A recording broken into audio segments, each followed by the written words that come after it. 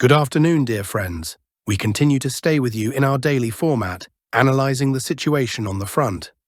Well, let's not delay, because there's nothing particularly interesting on the political front. Zelensky is keeping quiet. Apparently someone had a talk with him after his recent statements and told him to lay low. Meanwhile, the front continues to move, and at a very rapid pace. Let's dive into it. Open the map. So friends, today there are many different news items from various sectors. But the main thing, of course, is what's happening in the south. The defense of the Ukrainian armed forces there continues to crumble. And this isn't just another flashy headline. How else can you describe it when, in just 2 days, the Russian army takes control of 54 square kilometers? And these figures, by the way, come from the Ukrainian side. According to Russian data, the advance is even greater. 62 square kilometers in 2 days. But even if it's 54 square kilometers, that's a very significant advance by the standards of the Ukrainian conflict. Today we'll look at the main sectors, starting with the south, specifically the Zaporizhia region. Yes, the front here is mostly static, and there's very little news, so we rarely touch on it. However, yesterday an event occurred that's worth mentioning. It happened here. Russian troops took control of the village of Piatikatki. Yes, this map is still Ukrainian and hasn't been updated, but this village is now under Russian control. The village is small, with a pre-war population of just 300 people. Nevertheless, the front here was extremely challenging. It was a real meat grinder, comparable to the one in Robotyne. The battle for the village has been ongoing since the summer of 2023. And yesterday, the Ukrainian armed forces were pushed out and the village came under full Russian control. Now, from Piatikatki, pressure will be exerted on Kamianske, where fighting continues. Sometimes the Ukrainian side launches counterattacks, sometimes the Russian side. There are back-and-forth battles, with positions being retaken and changing hands, but there's no large-scale advance. Since the Ukrainian armed forces were pushed out of Piatikatki, the pressure on this sector of the front will naturally decrease. Now let's move north. There, the front is on the verge of collapse. This is what Ukrainian experts themselves are writing. You can even see the screenshots. So, here's what's happening. Look, in just 1 day, Russian troops took the village of Novoselka. Here it is. But the movement didn't stop there. It continued further, and they've already advanced 1 kilometer to the next village, Dnipro. Here it is. Now they're just 2.5 kilometers from its outskirts. Additionally, the complete capture of the settlement of Novo Ocheredovatoye has been achieved. The movement is heading towards Berlatske. They're reaching the outskirts of Dnipro Energia Skuchnoye. We'll talk about all of this in detail now, and you know what's most surprising? It's not just the rapid advance, but the fact that it's happening in a sector that was very well prepared for defense. There are strongholds, trenches, and even dragon's teeth. To give you an idea, there are 3 fully fortified defensive lines here. Nevertheless, as you can see, breakthroughs are happening over kilometers, and the first line of defense has already been breached as we speak. I'll show you everything clearly and explain in detail. As I said, this sector was prepared for defense. And according to the plans of the Ukrainian Armed Forces Command, Russian troops were supposed to get stuck here. And stuck for a long time. The front was supposed to stabilize, but instead we're witnessing the complete collapse of the Ukrainian Armed Forces defense.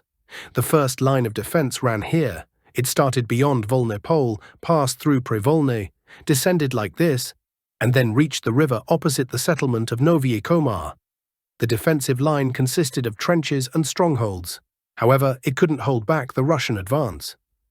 Russian troops in this sector advancing towards Berlatske broke through this defensive line, and the breakthrough here is substantial, over 4 kilometers of advance in just the last few days.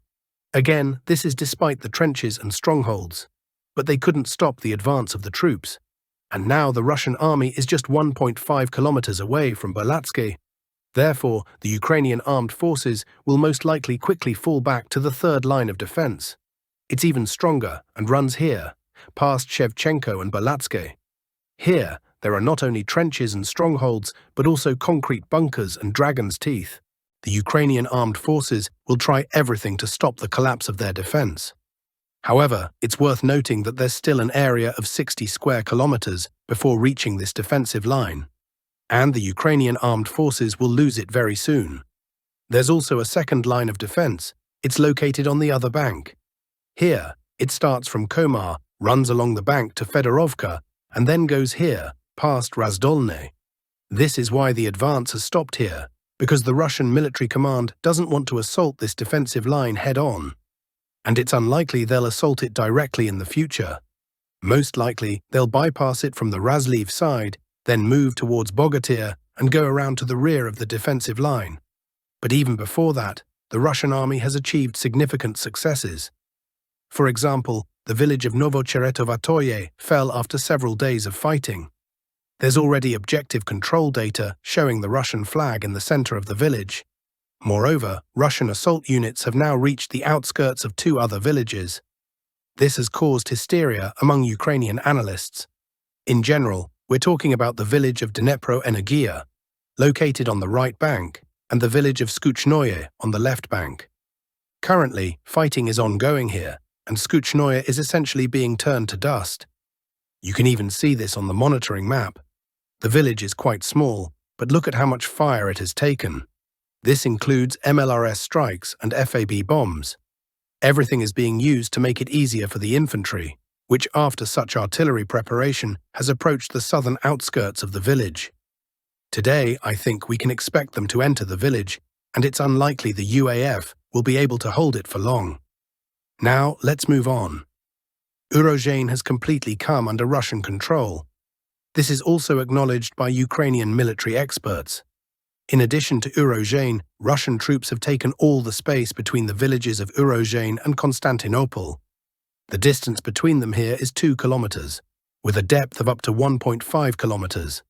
The main fighting is now concentrated in the area of the village of Constantinople. It must be admitted that things are not easy here yet. Russian troops control the southern part of the village. Well, control is a relative term. The UAF continuously brings in reserves and launches counterattacks. So it's a back-and-forth situation.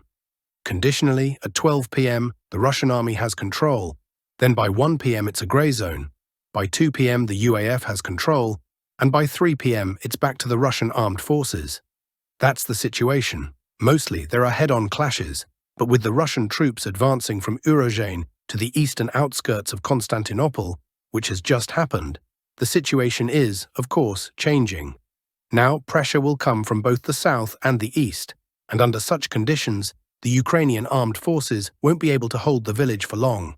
Then, the army will advance on a broad front towards Alexievka, Bogatyr, Razliv, and beyond.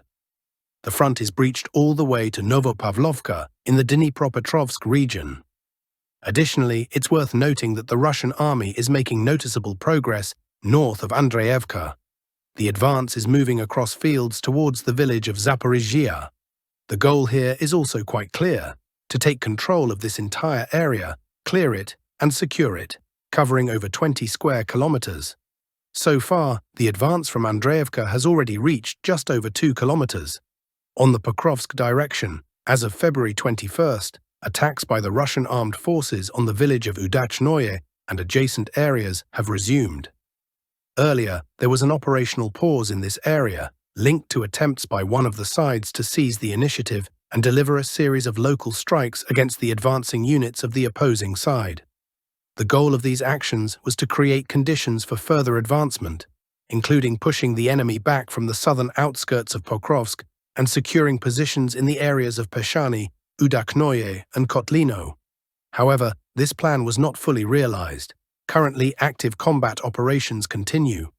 Both sides retain reserves and capabilities for offensive operations. Despite some improvement in positions by one side in recent days, the situation remains tense and dynamic. Finally, the situation in the areas of Nadezhdinka and Preobrazhenka. For now, there are no significant changes.